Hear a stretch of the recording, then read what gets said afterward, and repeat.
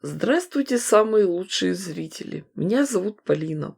У многих из нас при словах «лоскутное шитье» всплывают ассоциации с древней, полуразрушенной деревней, печкой, валенками, лоскутным одеялом.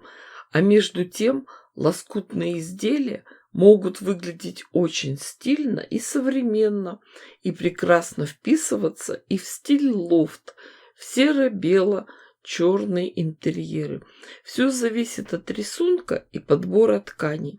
Естественно, все начинаем с построения выкройки. Основа квадрат 41 на 41 сантиметр. Разметим его по диагонали, а потом сделаем два произвольных перпендикуляра.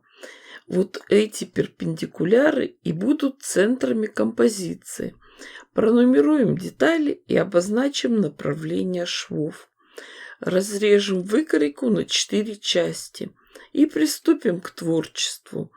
Сразу всех предупреждаю, что показываю то, как работаю именно я. Делюсь именно своим опытом. Мне так и легче, и проще. Начинаем с края. Находим подходящий лоскут ткани. С краев оставляем припуски на швы. Этот лоскутик слегка приклеиваем к бумаге клеем карандашом. Проверяем, чтобы все линии шли к основному прямому углу. Сверху накладываем второй лоскутик и прошиваем. Потом мы отгибаем пришитый лоскуток, расправляем, приклеиваем и проверяем сгиб. Складываем бумажную основу, чтобы линия шла точно к центру, и отрезаем лишнюю ткань. Потом также пришиваем следующий кусочек. Следим за тем, чтобы все ткани сходились вместе в одной точке. Со всеми остальными полосками работаем так же. Пришили, отогнули, приклеили, согнули бумагу, проверили углы, отрезали лишнее, но оставляем небольшие припуски на швы. Порядок чередования полосок может быть любым. Все зависит от вашей задумки. А мне хотелось показать преломление луча света, создать абстрактное полотно.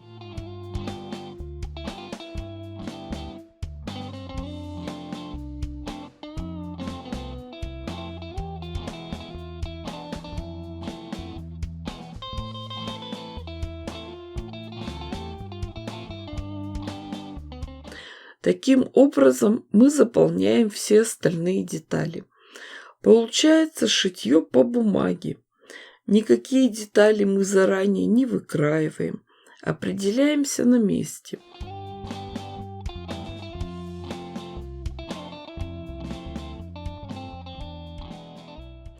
Получились у нас очень интересные заготовки. Вот так они смотрятся вместе.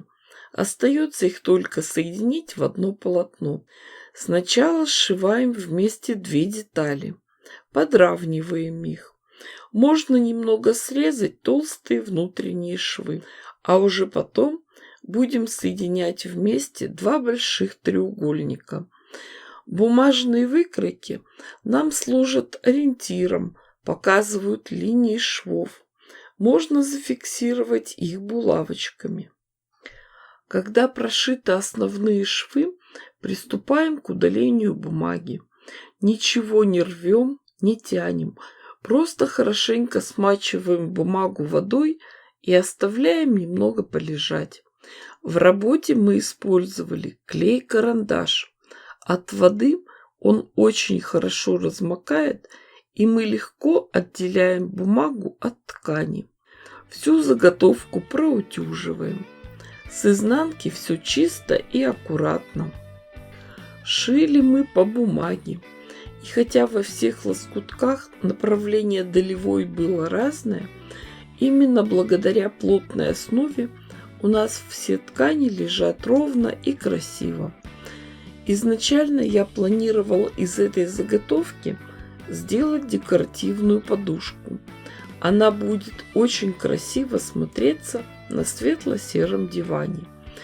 Но сейчас решила немного повременить, придумать ей какое-нибудь интересное продолжение. В общем, девочки, дорогие мои, вы же понимаете, что я дала вам идею. Шейте, творите, вытворяйте. Не ждите чудес, чудите сами. А все свои вытворялки вы можете показать в наших группах ВКонтакте, Одноклассниках и на платформе Дзен. Ставьте классы, пишите комментарии. С вами была Полина. Всем пока-пока и до скорых встреч!